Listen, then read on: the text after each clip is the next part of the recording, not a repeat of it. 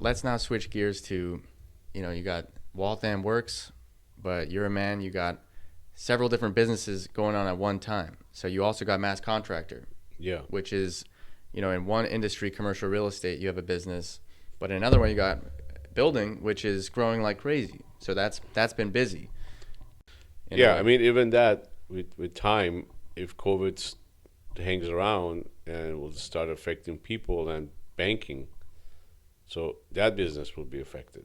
because people might not get their construction loan to improve Yeah, their they need house. to borrow, or they need to have savings, or they need to be funded Yeah, from the outside in order to be spending inside. So right. uh, that those funds dry up, and then that business dries up. So there's really no escaping this pandemic, business-wise. Pandemics are not a joke, They No joke. yeah, we've never seen it in our lifetime, but there have been a lot of movies that have shown exactly what we're going through, Right. and some worse, which hopefully we don't get there. But